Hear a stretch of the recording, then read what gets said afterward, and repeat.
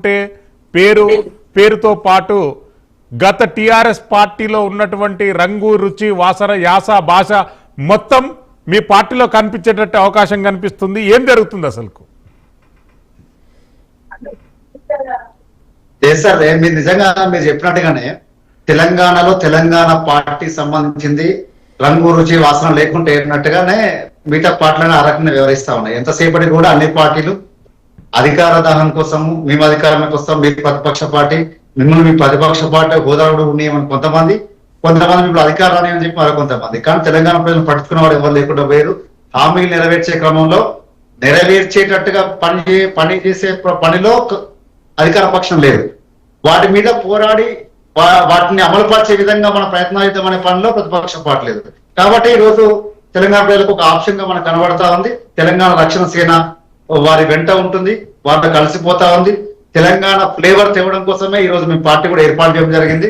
Telangana flavour తేవడం కోసం, తెలంగాణ అమరవీరుల కోసం, తెలంగాణ ఉద్యమకారుల సంక్షేమం కోసం, వీటి కోసమే ప్రయత్నాల్లో భాగంగా ఉంటది. అదేవిధంగా కష్టాల్లో ఉన్నటువంటి ఎవరైనా ఉద్యోగులైనా సరే, లేకపోతే విద్యార్థులైనా సరే, లేకపోతే రైతులైనా సరే, ఏ వర్గం కూడా ఉంటే ఖచ్చితంగా అది మా మొదటి ప్రియారిటీగా, తెలంగాణనే మొదటి ప్రియారిటీగా పనిచేయడానికి తెలంగాణ రక్షణ సేన ముందుకు వస్తుంది. దాంట్లో భాగంగానే గతంలో జాగృతి పక్షం ఉన్నా కూడా ప్రతిపక్ష పాత్ర పోషించడం, రాబోయే రోజుల్లో పార్టీ అవతరించడం. కాబట్టి డెఫినెట్ గా ఇంకా ఒకరిట్లా ఉత్సాహంతో ముందుకు పోవడానికి సిద్ధంగా ఉన్నాం. ఎస్, ఇందిరా శోభన్ గారు, తెలంగాణ రాష్ట్ర రాజకీయాలలో కవిత గారి పొలిటికల్ స్పేస్ ఖాళీగా ఉందనుకుంటారా? మీరు ఎట్లా స్వాగతిస్తారు కవిత గారిని? ప్యానెల్ లో ఉన్నటువంటి సోదరులకు, మీకు, అలాగే ప్రైమ్ 9 ప్రేక్షకులకు గుడ్ ఈవినింగ్ అన్న. సో బేసిక్ గా ఈ రాష్ట్రంలో ఇంకొక పార్టీ అవసరం ఉందా లేదా అన్న చర్చ కూడా నడుస్తుంది. ఎందుకంటే ఆల్రెడీ 2 పార్టీలు ప్రతిపక్షంలో ఉన్నాయి.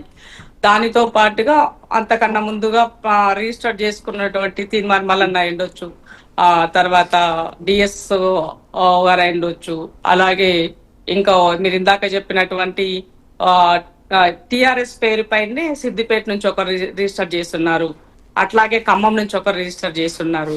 సో కాబట్టి ఉన్నాయి, చిన్న చితక పార్టీలు ఉన్నాయి. బట్ ఎవరున్నా, ఎన్ని పార్టీలు ఉన్నప్పటికీ కూడా వాళ్ళ యొక్క క్రియాశీల యాక్టివిటీని బట్టి తెలంగాణ సమాజంలో ఉన్నటువంటి సమస్యల పైన ఎవరు ఎక్కువగా పోరాటం చేస్తారో అలాంటి వాళ్ళకి ప్రజలు వాళ్ళ వైపు నిలబడతారు. అది చిత్తశుద్ధితో ఉన్నటువంటి వాళ్ళకి నిలబడతారు అన్నది మనం చాలా సందర్భాల్లో చూసాము, ప్రూవ్ కూడా అయినటువంటి సందర్భాలు ఉన్నాయి.